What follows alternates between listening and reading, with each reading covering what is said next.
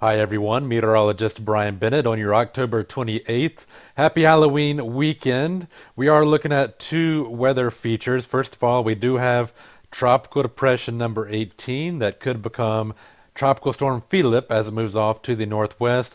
And you can clearly see the tropical storm here on your visible satellite imagery. It's centered right now right over Cuba and it's moving off to the northeast.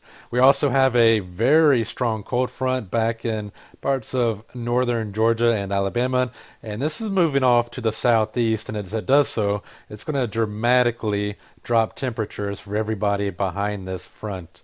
So first of all, let's look at the radar picture, and you can see some of the heavy rain actually falling with tropical storm, or actually tropical depression 18. It could be tropical storm Philippe, and the rain is moving in through parts of Sarasota County and areas south, and some heavy downpours in Miami as well.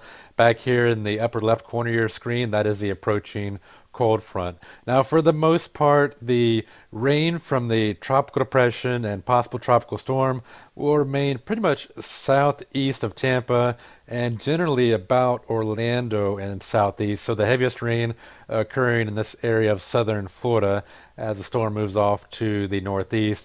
Areas north of Tampa Bay and the northern part of Tampa Bay will not see nearly as much rain as areas in southern Florida. Cold front back here is going to move off to the southeast, but it doesn't really have a whole lot of rain with it.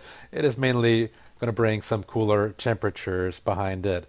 So here's a look at the National Hurricane Center outlook about the potential tropical storm, and you can see the S here representing that the National Hurricane Center does think that this tropical depression will turn into a tropical storm, and that's why we do have the watches out for very southeastern Florida and the Bahamas, but very high confidence that the storm is not going to turn to the northwest, not with that approaching cold front. That just won't be allowed in the atmosphere to happen. So the storm is going to move to the northeast over the Bahamas and then make a turn to the north and bring eventually a lot of rain and gusty winds to parts of New England as we move into the middle part of the week.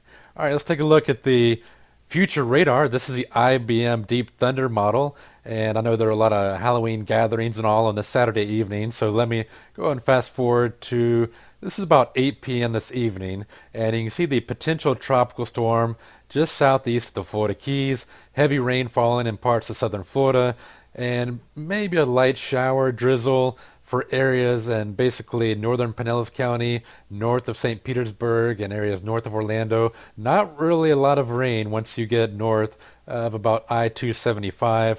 Areas south of I-275 could see some moderate, maybe heavy downpours. And here's the cool front approaching. All right, so that's this evening. Not a whole lot of rain for Tampa Bay northern areas. Southern Tampa Bay could pick up a bit more rain. All right, overnight tonight we see the tropical storm, or the potential tropical storm, scraping very southeastern Florida right around Miami, and here we are in the middle of the night. While you're sleeping or perhaps still partying, we'll have the cool front move through overnight tonight. So this evening, temperatures are remaining on the mild side for much of Florida, and then the cooler air really starts to come in tomorrow. You see the storm darting off to the north and taking the heavy rain with it. Behind it, we're going to get a northwest wind over Florida and much of Georgia, and much drier air as well, and even some snow showers for the higher elevations of Tennessee and the Carolinas, with this extremely cold air moving in behind this frontal system and also the tropical storm as well. High pressure moves in and gives sunny skies to the southeast for much of the upcoming week.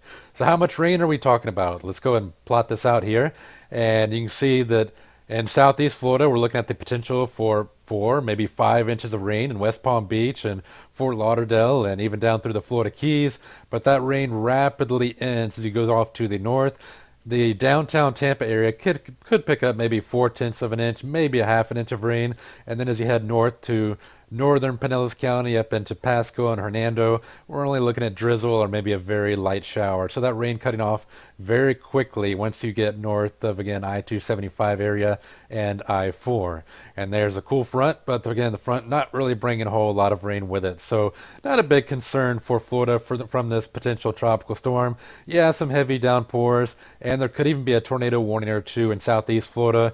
but not really too much of a concern of a wind threat with this storm. So I'm really not too concerned about the impact of Florida from this storm. And then by tomorrow, the storm will be history. And then we're going to be talking some of the cooler temperatures. So this evening, if you're going out and about on the town, temperatures across Florida will generally be in the lower 70s. Back in Atlanta and parts of Alabama, temperatures already dropping into the 40s. So a chilly evening for folks to the north.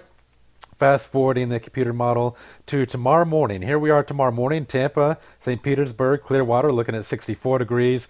Miami tomorrow morning, 72. Atlanta, only 41 degrees. And then really not rebounding much tomorrow behind this front. In fact, look at the temperatures tomorrow afternoon. 64 degrees in Tampa, St. Petersburg area. Orlando, 64. The Panhandle will be in the 50s. Miami in the upper 70s. Atlanta right around 50 degrees. And then as we move in to the overnight hours and into Monday morning, we're dropping down to the middle 50s in Tampa, dropping down to 59 in Miami. The Panhandle will actually be in the upper 40s, so some pretty chilly air moving in on Monday morning and not rebounding too much Monday afternoon with temperatures in the upper 60s. Keep it in mind for Tampa, the average high temperature in the coldest time of the year in January is 70 degrees, so we're looking at almost winter-like temperatures, so at least feeling like fall as we move into Monday behind this frontal system, and maybe even getting pretty close to setting some record temperatures as well with this cool air. All right, guys, no big weather concerns. We do have the potential tropical storm bringing heavy rain to southeast Florida, and then the bigger weather story behind that will be the cooler temperatures that move in for your Sunday and Monday. All right, guys, have a great and safe holiday weekend, or I should say Halloween weekend, and hope the ghosts and goblins stay away. All right, have a good one.